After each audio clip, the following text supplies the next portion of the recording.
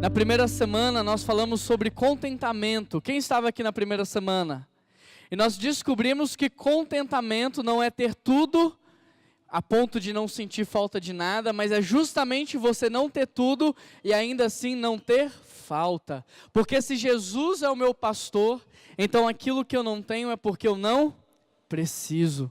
Porque se eu precisasse, Ele já teria me dado, porque Ele é um pastor perfeito, maravilhoso, não erra, não falha. Na primeira semana nós aprendemos que contentamento é eu aprender a desfrutar daquilo que Deus já me deu, da minha família, dos meus filhos, da casa que eu tenho, dos recursos que eu tenho. Porque às vezes estamos tão focados no futuro, estamos tão focados naquilo que não temos, que não conseguimos desfrutar daquilo que nós já temos. E nós aprendemos que Jesus é o único que pode preencher esse vazio que há dentro de nós. Que Jesus é o único que pode acabar com as nossas carências, com as nossas cobiças. E que foi exatamente isso que Ele fez com a mulher samaritana. Ele disse: olha, você só teve 5 maridos até hoje porque você está buscando satisfação em poços, mas eu sou a verdadeira fonte, e aquele que beber dessa água jamais terá sede outra vez. Jesus pode preencher o vazio que há dentro do seu coração. Jesus pode trazer satisfação, contentamento, propósito, porque um filho de Deus, ele não é movido pela falta, um filho de Deus é movido por propósito. Na semana passada nós falamos sobre gratidão. E nós aprendemos que gratidão é você ter a consciência do todo. É você ter a consciência do início, mas também do fim. Da origem, mas também do propósito. É você entender que tudo que você tem veio de Deus. E se veio de Deus, não pode parar em você, mas tem que alcançar o seu próximo. Travou aqui. E hoje nós vamos falar sobre uma vida de felicidade, contentamento, gratidão, felicidade. Abra sua Bíblia comigo em Mateus capítulo 5. Enquanto você procura, nós vamos falar sobre a felicidade segundo Jesus.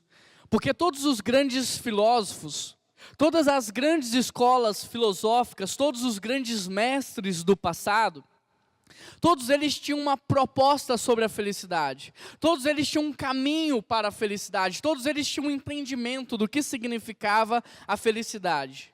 E hoje não é tão diferente. De igual modo, hoje as lojas têm uma receita para a felicidade. O mercado tem uma receita. O marketing está propondo um caminho para você ser feliz. Hoje os filósofos do nosso tempo também querem nos ensinar a como encontrar a felicidade. Por isso hoje nós somos a felicidade que vem do marketing. Às vezes nós somos a felicidade que vem das propagandas, que vem do comércio, a felicidade que vem do ter, do conquistar, a felicidade que vem do sistema econômico, daqueles que têm ditado a filosofia do presente século.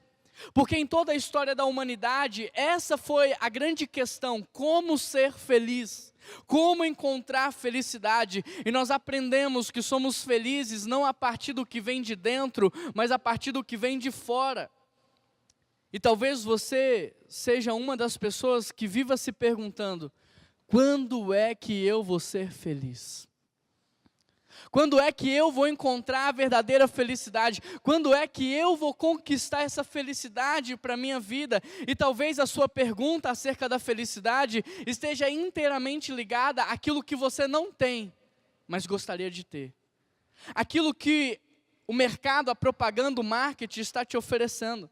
E é isso que diz René Girard, um grande pensador francês. Ele observa que hoje nós olhamos para as pessoas e nós tentamos encontrar no nosso meio, no nosso ciclo de amizade, pessoas que parecem ter uma vida feliz. E nós olhamos para essas pessoas tentando imitá-las, porque nós queremos ser felizes como elas. Afinal, essa pessoa parece ter tudo na vida. Ela tem uma boa casa, tem um carro legal, ela anda bem vestida, talvez essa pessoa seja feliz. E eu começo a olhar para essa pessoa com um olhar diferente. René Girard diz que esse pensamento, ele não acontece de maneira consciente, mas ele acontece de maneira inconsciente dentro da nossa cabeça. Esse é um diálogo que a gente tem o tempo todo quando nós estamos nas redes sociais. observando o que as pessoas estão fazendo numa sexta-feira de feriado, e a gente está julgando, puxa, essa é uma pessoa feliz, porque olha a vida dela. Eu estou aqui trabalhando, mas ela está lá, curtindo a vida. Eu começo a querer imitar essa pessoa, de maneira inconsciente, para querer encontrar essa felicidade que na minha cabeça ela encontrou. E como mais cedo ou mais tarde nós descobrimos que é impossível eu ser como ela, então nós pelo menos tentamos ter o que elas têm. Aí passamos a comprar as roupas da mesma marca. Porque se aquela pessoa parece ser feliz e ela usa essa marca, então talvez se eu usar a mesma marca, eu vou ser feliz. Aí eu quero ter o mesmo carro que ela tem. Eu quero morar no mesmo lugar que ela mora. Por quê? Porque eu estou na procura da felicidade. E como eu não sei aonde encontrá-la, eu fico buscando no meu círculo de amizade pessoas que parecem ter encontrado. Segundo René Girard, esse é o desejo mimético, é o desejo por imitação. Escolhemos pessoas que são ícones de felicidade e nós queremos imitá-las. Como temos fome pela felicidade, nós passamos a fazer isso de maneira desacerbada. Fazemos mais nada da vida, só passamos a imitar essas pessoas.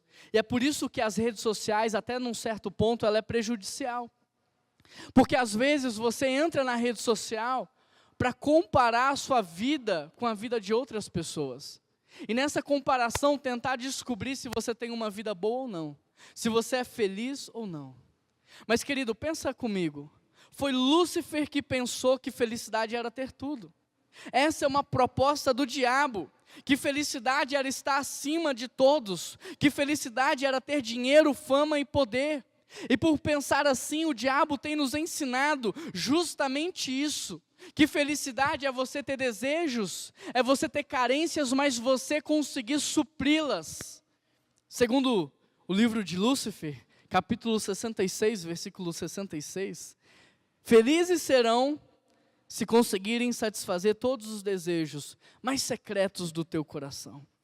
Ou seja, segundo Lúcifer, o que separa as pessoas felizes das infelizes não é o fato de se ter vontade, mas é o fato de você conseguir saciar as suas vontades. Isso porque Lúcifer diz que felicidade é você ter desejo, mas conseguir satisfazê-los. Feliz é aquele que quando sente vontade, passa por cima de tudo e de todos e realiza, e concretiza. E ele tem acreditado tanto nisso que ele tem trabalhado para que a igreja acredite da mesma forma. Não é isso que diz a bandeira do seu cartão de crédito? A vida é agora. Não é essa a premissa do seu cheque especial? Faz o que você quer e depois você vê o que você faz. Mas primeiro você realiza o seu desejo. Lúcifer acreditava tanto nisso que ele pensava que isso era ser como Deus, poder realizar os seus desejos e as suas vontades. Lúcifer pensava que se ele conseguisse suprir todas as suas carências, ele seria como Deus. E isso é a teoria do desejo mimético. Talvez por isso Lúcifer ambicionou tanto a posição de Deus. Mas interessante que quando o diabo encontra com Jesus, ele quebra a cara. Ele cai do cavalo, por quê? Porque Jesus chorou, Jesus teve fome, Jesus teve sede, Jesus passou por dificuldades, Jesus sofreu, passou por privações. E vendo tudo isso, talvez o diabo tenha entrado em crise, porque ele olha para Jesus e ele diz: Jesus, você está com fome? Então transforma essas pedras em pão, porque isso é ser Deus, é ter fome e poder suprir a fome. Jesus, você não está se sentindo meio abandonado, não? Se joga daqui, você vai ser o centro das atenções, porque isso é ser Deus, é ter as suas carências supridas. Jesus, o que você quer que você não tem? Se prostre diante de mim e tudo te darei, porque um Deus não pode passar necessidade. Ele tem que suprir tudo o que ele precisa. E em resposta a isso, o que Jesus diz? Nem só de pão viverá um homem. Nem só de satisfação viverá um homem. Não é só de conseguir preencher as suas carências que um homem vai viver, mas é da palavra de Deus. Essa coisa de ter tudo na hora que você quiser é vida luciferiana. Essa coisa de tentar preencher todas as carências do seu coração é vida luciferiana. Não é vida que Deus planejou e projetou para nós. A Bíblia vai nos ensinar outra coisa. No Salmo 1, por exemplo, a Bíblia diz: feliz é aquele que não anda com determinadas pessoas, que não frequenta determinados lugares, que evita escutar determinados conselhos e que não se assenta em determinadas rodas. O que a Bíblia está dizendo é que feliz não é aquele que vive somando, mas que feliz é aquele que vive subtraindo. É aquele que aprendeu a receita da maturidade: reduzir, renunciar e simplificar. Porque ele não anda, ele não frequenta, ele não se assenta e ele evita. A verdadeira felicidade muitas vezes não vem daquilo que você adquire, mas sim daquilo que você evita. E o texto diz: estes que evitam essas coisas são como árvores plantadas junto a ribeiros, que dão o seu fruto no tempo certo e as suas folhas não murcham. Hoje, queridos, nós vivemos na tirania da felicidade. Está todo mundo correndo atrás dela, todo mundo quer encontrar felicidade e todo mundo tem uma receita para ela. Por isso se torna cada vez mais urgente ouvir o que Jesus tem a dizer acerca da felicidade. Ouvir qual é o caminho que Jesus propõe acerca da felicidade. E é sobre isso que nós vamos conversar hoje. O caminho de Jesus para a felicidade. Você que abriu a sua Bíblia em Mateus 5, leia comigo a partir do verso 1. Mateus 5, verso 1, o texto diz: vendo as multidões, Jesus subiu ao monte e se assentou. Seus discípulos logo se aproximaram dele, e ele começou a ensiná-los, dizendo: bem-aventurado os pobres em espírito, porque deles é o reino dos céus. Bem-aventurados que choram, porque serão consolados. Bem-aventurados humildes, porque receberão a terra por herança. Bem-aventurados que têm fome e sede de justiça, porque estes serão satisfeitos. Bem-aventurados os misericordiosos, porque obterão misericórdia. Bem-aventurados os puros de coração, porque eles verão a Deus. Bem-aventurados os pacificadores, porque serão chamados de filhos. Bem-aventurados os perseguidos por causa da justiça, pois deles é o reino dos céus. Bem-aventurados serão vocês, quando por minha causa os insultarem, perseguirem e levarem todo tipo de calúnia contra vocês. Alegrem-se e regozijem, porque grande é a recompensa. Pois da mesma forma que perseguiram os profetas que viveram antes de vocês, também acontecerá com vós. Mateus 5, de 1 a 12. Meu querido, a primeira coisa que eu gostaria de te dizer, e se você quiser anotar, anote para que você retenha o máximo de informação, é que bem-aventurado no grego significa Macários. Repita comigo: Macários. Bem-aventurado no grego significa Macários. E sabe qual é o significado de Macários? Macários significa mais do que feliz, um nível acima da felicidade, algo que poucos seres humanos já experimentaram. Ou seja, o que nós temos chamado por aí de felicidade não chega nem perto de Macários. Talvez possa ser mais comparado a um sentimento de prazer do que de verdadeira felicidade. A felicidade do mundo, que nós chamamos de alegria, de felicidade, está muito abaixo de Macários. Sabe por quê? Porque aquilo que temos chamado de felicidade é refém das nossas circunstâncias. Depende de fatores externos e internos, enquanto que Macários não depende de nada. Enquanto a felicidade do mundo depende se eu tenho grana ou não, se eu tenho bens ou não, de como eu me sinto, de como eu acordei no dia de hoje, Macários não depende de nada. A felicidade que Deus nos dá é completamente independente dos fatores externos. Por isso ela vai além. Ela passa por cima, porque ela não depende de nada. A bem-aventurança é a felicidade na sua plenitude máxima, inabalável e nem eterna. E, infelizmente, essa felicidade poucos de nós têm conseguido experimentar. Sabe por quê? Porque, em primeiro lugar, ou você não conhece a palavra de Deus, ou porque, em segundo lugar, talvez, embora você conheça, você não a pratique. Você sabe o que você deve fazer. Você sabe o que é certo e o que é errado. E muitas vezes, embora você saiba, você não viva, você não pratique. E por causa disso, talvez você não tenha encontrado ainda essa felicidade na tua vida. Por isso eu quero começar te perguntando, quais têm sido as razões para a sua infelicidade? É a falta de conhecimento, é a falta de revelação da palavra, ou é a falta de prática, de vida? Qual tem sido a razão para a sua infelicidade? Presta muita atenção no que eu vou te dizer agora.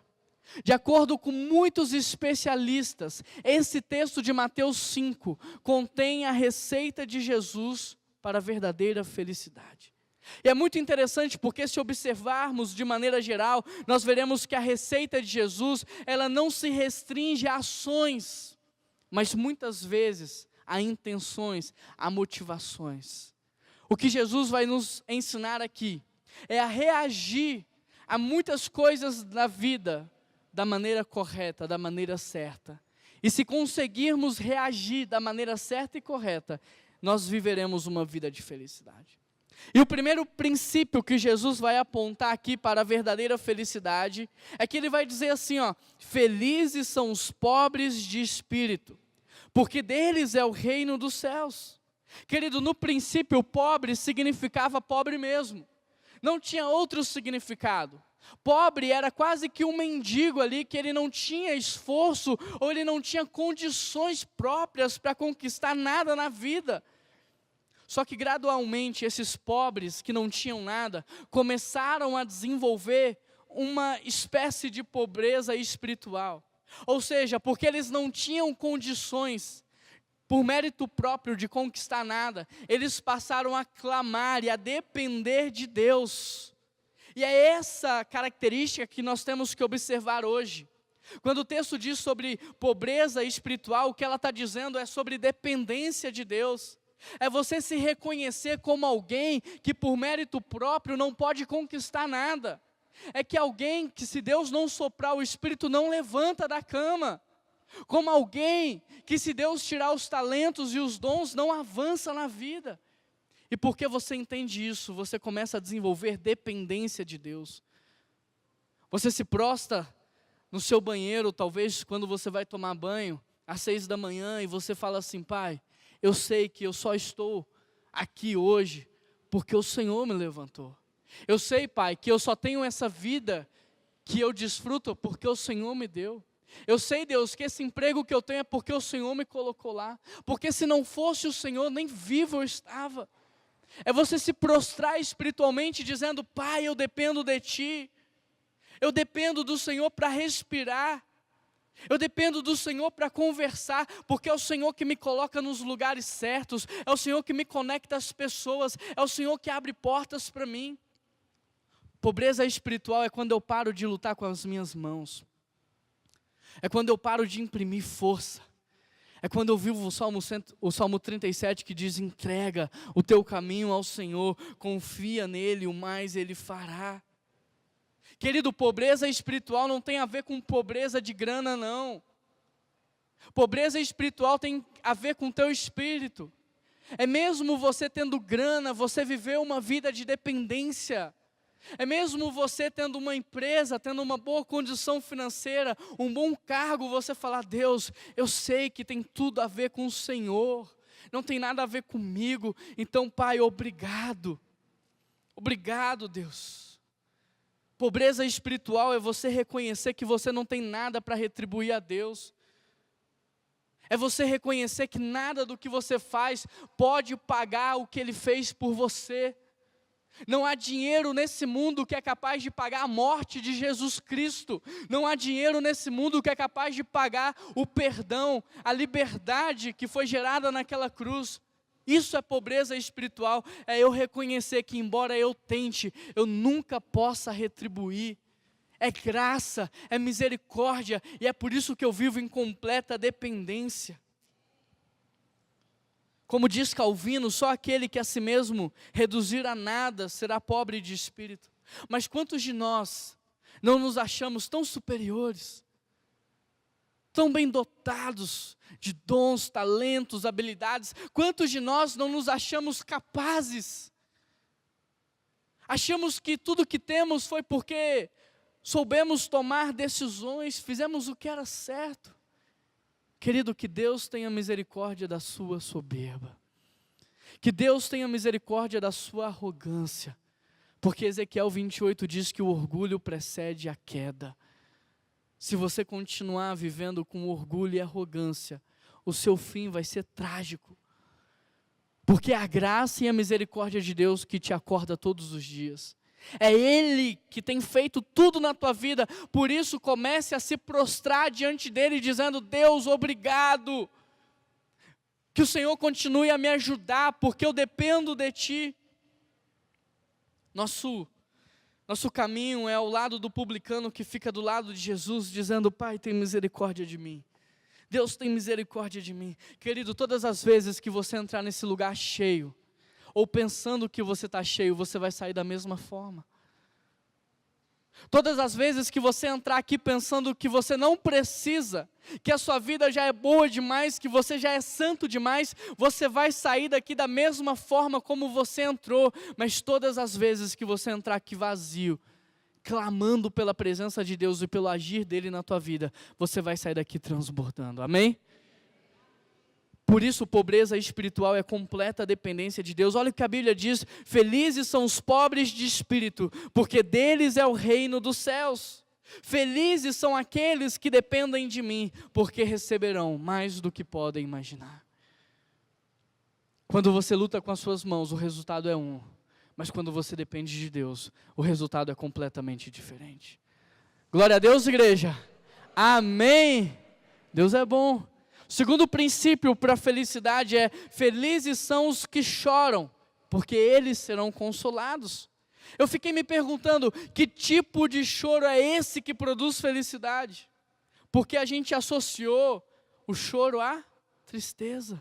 Que tipo de choro é esse, querido? Esse é o choro do quebrantamento. Porque uma vez que você reconhece quem você é e quem Deus é, não há outra alternativa a não ser chorar. Deus me perdoa pela minha arrogância, Deus me perdoe pela minha soberba espiritual, me perdoe por me achar maior e melhor do que os meus irmãos. Eu estou arrependido. Esse é o choro do cair das máscaras. Eu não vou mais viver uma vida de mentira, eu não vou enganar mais ninguém. Eu não vou chegar no domingo na igreja tentando mostrar uma espiritualidade que eu não vivo. Eu vou ser eu mesmo, e se eu não estiver bem, é isso que as pessoas vão ver. Se eu estiver em pecado, é isso que as pessoas vão ver. Eu vou viver uma vida de verdade. Esse é o choro do constrangimento. Deus, muito obrigado, porque mesmo eu vivendo uma vida de mentira, o Senhor continuou me amando, e o seu amor não diminuiu nem uma gota sequer. É esse o choro que produz felicidade, porque a Bíblia está dizendo: quem chora dessa maneira vai ser consolado, quem chora dessa maneira vai alcançar misericórdia. Mas quantos de nós, nos dias de hoje, temos chorado pelo pecado? Quantos de nós temos sentido pelo menos arrependimento? Querido, a Bíblia diz que o pecado tem poder para petrificar o nosso coração. O pecado começa a nos tornar insensíveis ao mover de Deus, insensíveis à ação de Deus. E está todo mundo sentindo e eu não estou sentindo nada. Está todo mundo vendo e eu não estou vendo nada. Está todo mundo recebendo e eu não estou recebendo nada. Querido, a palavra do Senhor diz que as mãos dEle não estão atadas para que Ele não te socorra. Que os olhos do Senhor não estão fechados para que Ele não te veja. Mas que o teu pecado faz separação entre você e Ele. Precisamos voltar ao arrependimento. Não há avivamento sem arrependimento. Não há transformação, não há mudança de vida sem arrependimento. Jesus chorou pelo pecado do povo. A nossa posição deveria ser de choro pela condição espiritual que nós, a nossa família, a nossa igreja tem vivido. Felizes são os que vivem de maneira quebrantada, porque eles serão consolados. Terceiro princípio para a felicidade, a Bíblia diz: felizes são os... O que está escrito na sua Bíblia aí? Os mansos, em outras versões, os contritos. Felizes são os mansos, porque eles herdarão a terra. Olha que paradoxo incrível, porque o texto está dizendo que os mansos herdarão a terra. E a gente pensa diferente. A gente pensa que são os agressivos, aqueles que vão para cima, aqueles que partem para a briga, esses vão herdar a terra, esses vão conquistar a terra. Mas a Bíblia está dizendo, não, são os mansos. Porque não vai ser na força do braço, não vai ser na sua inteligência, vai ser na graça e na misericórdia de Deus. Em outras palavras, ser manso é você aprender a não se impor sobre os outros. E quantos de nós, no início de uma conversa, já queremos nos impor? Eu sou o doutor fulano de tal, eu sou mestre, eu sou pastor, eu sou missionário, eu sou. E às vezes você está se impondo, você está tentando conquistar pelos seus méritos. Aí você começa a falar de si, fala o tempo todo só de você está se impondo. Você está empurrando algo para cima das pessoas. Ser manso é você confiar em Deus, e isso vai contra a lógica do sistema, que diz que você tem que se exibir, que você tem que saber falar, que você tem que contar a sua história. Vai na contramão da nossa cultura. Ser manso é você aprender a ter autocontrole. Tem muita gente que estoura por nada, agride por nada, o sangue sobe, pronto, a pessoa perde o controle. Querido, deixa o Espírito Santo de Deus te controlar. Quem me conhece, muitas pessoas me conhecem aqui de muitos anos, sabe o quanto eu era explosivo, agressivo. Quando Jesus entrou na minha vida, houve uma transformação de caráter, de personalidade. Não fique pensando que você nasceu assim, que você vai morrer assim, porque o que você tem de pecado não é maior do que o sangue de Cristo. Ele pode transformar as tuas falhas de caráter. Ser manso é você deixar o Espírito Santo controlar as tuas emoções. É você ser bondoso para com o outro. Nós já olhamos para os outros na perspectiva da maldade. Nós já olhamos tentando encontrar defeitos. Seja bondoso no seu olhar, gracioso no teu olhar. Achar defeito todo mundo acha. Até a pessoa mais ignorante, mais tola acha defeito. Criticar é fácil demais. O difícil é ver a beleza nas pessoas, é ver a beleza nas coisas, nas situações, porque isso requer a graça, isso requer o Espírito Santo de Deus. Seja paciente, longânimo, longo ânimo, tardio em irar, seja gentil. Agora, isso só é possível porque primeiro eu reconheci quem eu sou. Eu só consigo ser manso porque lá atrás eu já reconheci que eu sou pecador. Porque lá atrás eu já chorei pelo meu pecado. E portanto, se eu sei quem eu sou, se eu dependo de Deus, se eu dependo da graça, então como que eu vou ser agressivo? Como que eu vou ser agressivo? Não, eu vou ser bondoso como Deus foi bondoso comigo. Eu vou ser gracioso como Deus foi gracioso comigo. Se eu sei que eu sou falho, então eu vou agir com humildade com quem também falha. Se eu sei que às vezes eu caio no erro da mentira, então eu vou agir com amor com quem também cai, não com estupidez. Paulo diz que tem que ser os espirituais que vão cuidar dos caídos, porque a proposta é restauração e não exclusão. Dr. Lloyd Jones resume isso dizendo: a mansidão é em essência saber exatamente quem você é e traduzir essa consciência em uma atitude de bondade. Ou seja, se eu estou perdendo o controle e sendo agressivo com os outros, é porque no fundo eu me acho superior a ele. Se eu sou agressivo e perco o controle com as pessoas, é porque no fundo, eu acho que eu sou perfeito. Eu acho que eu não erro. Porque a Bíblia diz, trate os outros da maneira como você gostaria de ser tratado. Estabeleça o padrão. O quarto princípio para a felicidade é: felizes são os que têm sede e fome de justiça, porque estes serão saciados. Primeiro, total dependência de Deus. Segundo, arrependimento. Terceiro, bondade. E agora, fome e sede de justiça. Sabe por quê? Porque quem não conhece a Deus tem fome de bens. Quem conhece a Deus tem fome do bem. Quem não conhece a Deus quer se saciar. Quem conhece a Deus vive para saciar quem está perto dele. Por isso só é possível ter fome e sede de justiça, primeiro quem se prostrou, chorou, se arrependeu, e agora está agindo com bondade, buscando a transformação de onde você está. Felizes são os que conseguem ter essa consciência, e com essa consciência vivem focados no reino de Deus. Felizes são os que têm sede e fome das coisas certas, porque estes que têm fome das coisas certas, eles serão saciados. Quem tem fome das coisas erradas vai viver com fome, vai viver vazio. É isso que Jesus falou para a mulher samaritana. Você precisa ter fome do que é certo, do que é correto, porque se você viver assim, você vai viver satisfeito. A justiça na Bíblia tem pelo menos 3 aspectos. O aspecto legal, que fala de justificação. O aspecto moral, que fala sobre viver um estilo de vida que agrade a Deus. E o aspecto social, que fala sobre libertar o homem da escravidão em que ele vive.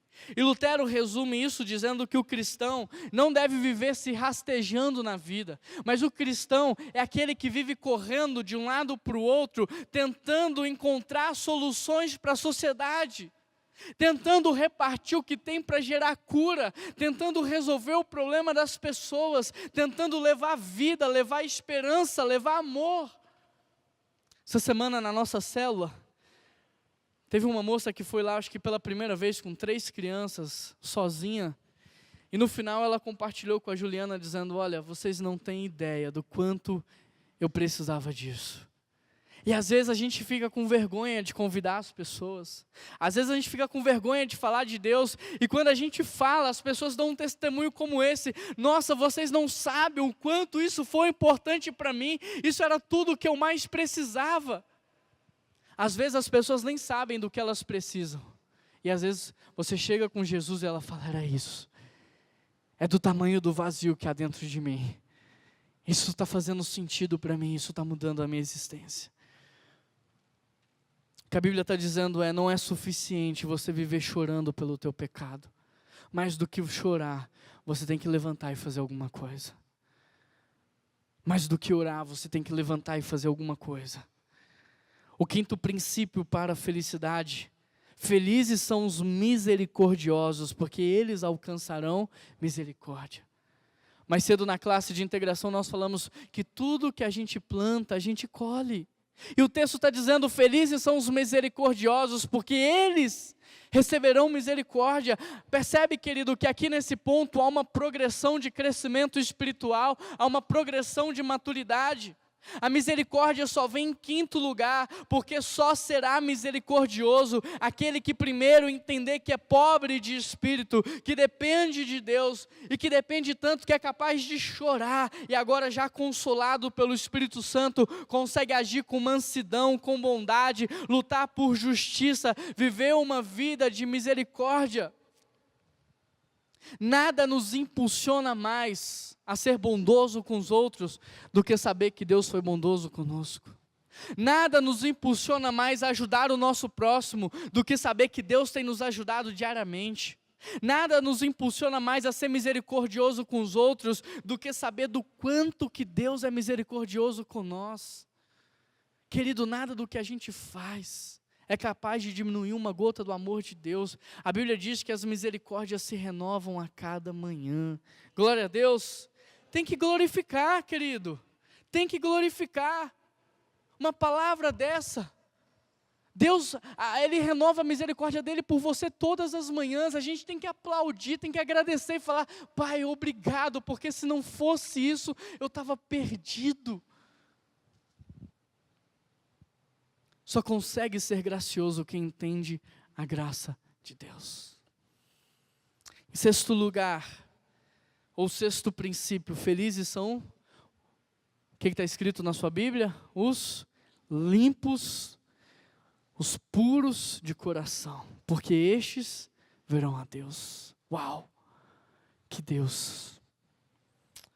A Bíblia diz que nós devemos viver uma vida de irrepreensibilidade. O que é viver uma vida irrepreensível? Significa que você está acima de toda e qualquer repreensão.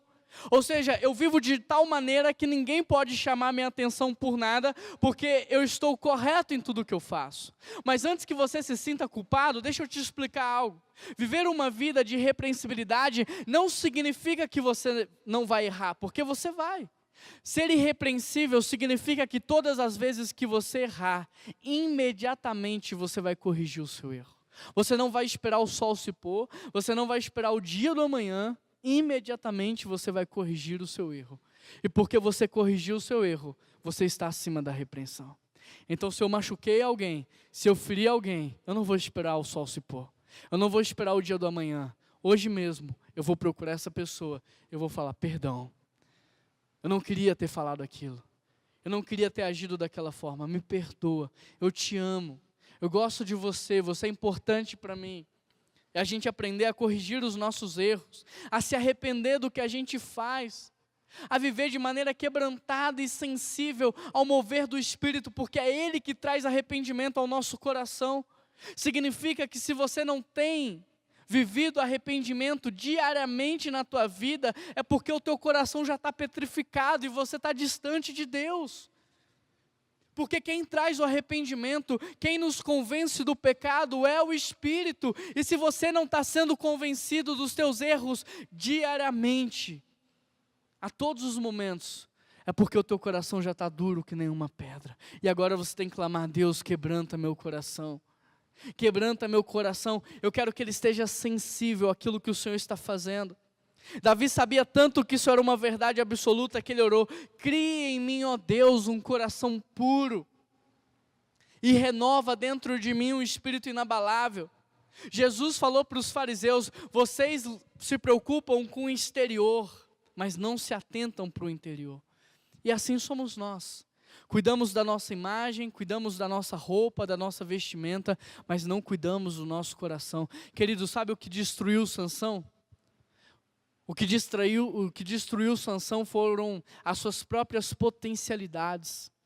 Porque Sansão, ele tinha muitas potencialidades, ele tinha muitos dons, muitos talentos, mas ele não desenvolveu um coração que desse suporte aos seus talentos. A palavra do Senhor diz, sobre tudo que se deve guardar, guarda o teu coração, porque dele depende a tua vida. Como anda a pureza do teu coração? Já parou para pensar como anda a saúde do teu coração? Porque a boca fala o que o coração está cheio. Felizes são os puros de coração, porque eles verão a Deus.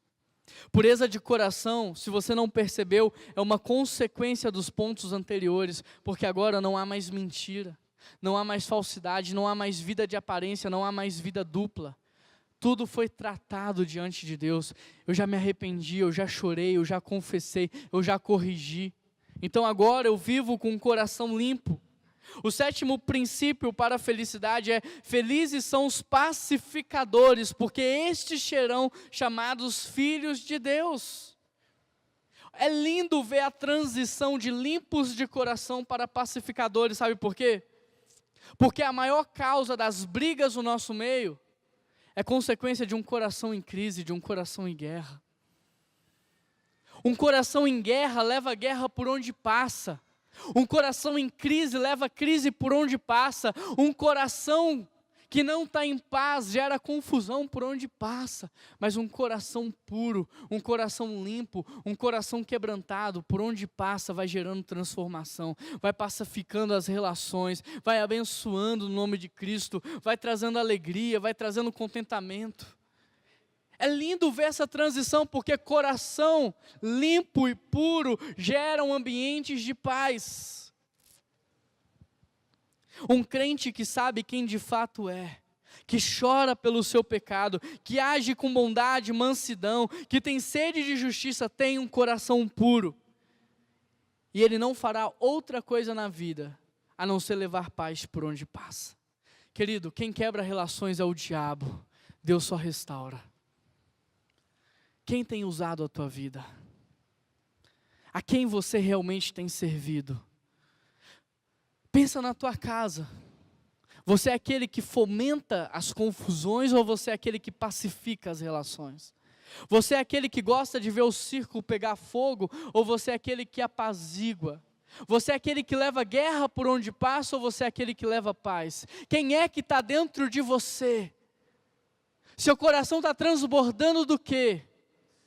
Porque talvez não tenha outra saída para nós nessa manhã do que colocar o rosto em terra e o joelho no chão e falar: Deus, me perdoa, porque às vezes eu estou tão perto, mas ao mesmo tempo tão longe. Porque às vezes eu estou aqui todos os domingos, mas estou vivendo lá fora uma vida completamente diferente. Querido, a paz não foi paga de qualquer forma, ela foi paga com alto preço, com o sangue de Jesus Cristo.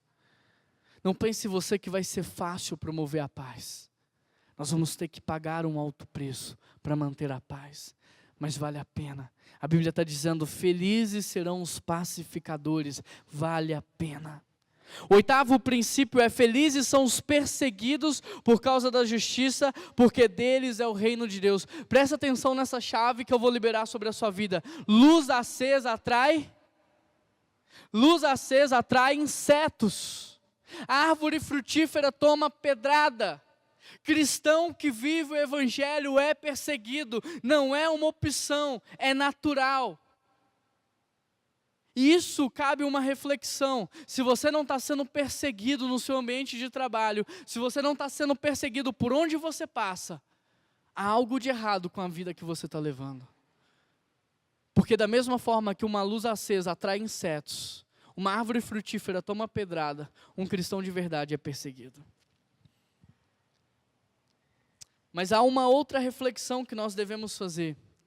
Se vai ser natural a perseguição, como é que Jesus espera que nós vamos reagir a essa perseguição? Como é que você acha que Jesus deseja, sonha que você reaja à perseguição? Porque tem muitas pessoas que descem do salto, se igualam ao padrão moral do perseguidor, xingam como são xingados, pegam a pedra e retribuem com a pedrada. Mas será que era isso que Jesus esperava de nós?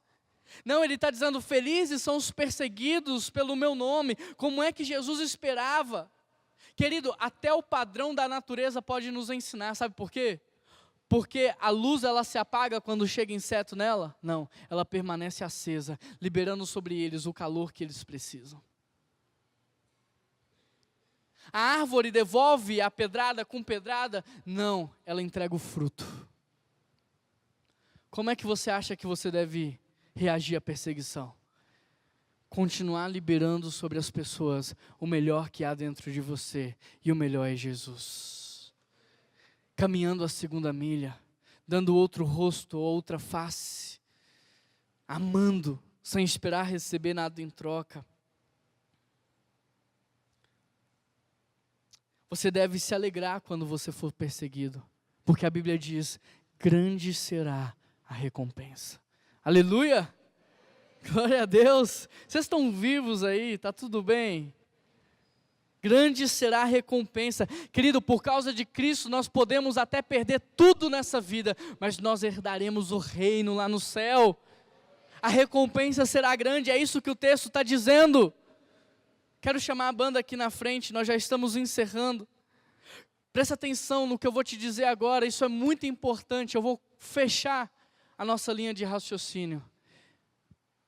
Vou esperar o pessoal subir para a gente não se perder na distração.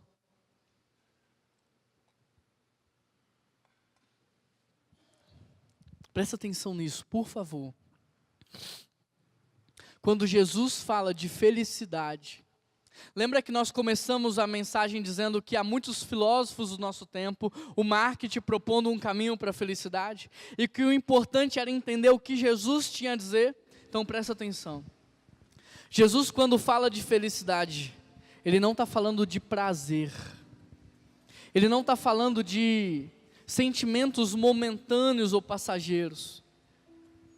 O compromisso de Cristo contigo não é fazer com que você acorde sorrindo todos os dias e nem pulando de alegria ao longo do seu dia. O compromisso de Cristo contigo não é que você não vá passar por lutas e tribulações, não é que você deixe de chorar. O compromisso de Cristo contigo é que você viva de maneira plena, que você viva movido por um propósito, que a tua existência na terra tenha um significado. O compromisso de Cristo conosco é nos satisfazer e nos fazer viver de maneira completa.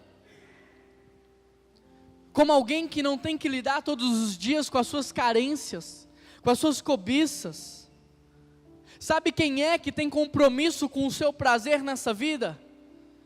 Sabe quem é que tem compromisso com o seu prazer? Eu vou ser muito honesto e franco com você. É o vendedor de drogas, é o traficante. Ele tem compromisso com o seu prazer. É o dono do bar, é o dono do prostíbulo. É eles que trabalham para que você tenha prazeres momentâneos. Porque um cara que morreu de overdose, ele morreu como? Morreu com prazer. Ele tomou um barato, ele alucinou e ele morreu. Morreu com prazer. Mas nunca foi uma pessoa completa. Nunca teve significado e nunca foi movido por um propósito. Cristo não tem compromisso com os teus prazeres momentâneos. Ele tem compromisso com uma vida de plenitude, com uma vida de significado, com uma vida de propósito. Ele quer que você seja uma pessoa realizada na vida. Alguém que acorde e diga: Deus, obrigado, porque eu tenho um propósito nessa vida para fazer. Alguém que tenha significado, alguém que sabe que é amado, que está cheio, que está pleno e que por isso pode transbordar.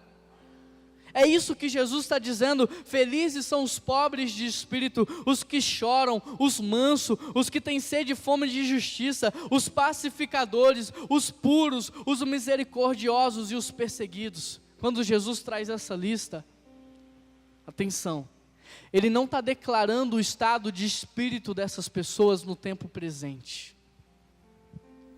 Ele só está declarando o que Ele pensa a respeito delas. Quando Jesus traz essa lista, Ele não está dizendo que naquele momento a pessoa está desfrutando de um prazer. Ele só está dizendo: bem-aventurado vocês, porque um dia vocês irão herdar o reino dos céus. Bem-aventurado vocês, porque um dia vocês vão herdar o reino de Deus. O que Jesus está dizendo é: para mim vocês são mais do que felizes, para mim vocês são mais do que realizados, porque enquanto alguns nessa vida só têm deslumbres de prazeres momentâneos, um dia vocês vão conhecer a verdadeira felicidade e desfrutar de todos os prazeres existentes, inimagináveis. Um dia vocês vão entender o que eu estou falando, vocês vão saber que o céu não é nada disso que a televisão prega, mas é um lugar perfeito e maravilhoso, que eu sonhei e planejei para os meus filhos. Por isso vocês são felizes. Glória a Deus.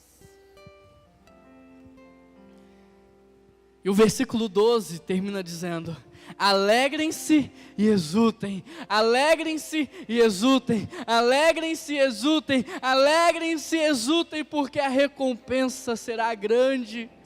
Não viva focado na terra, viva focado no céu.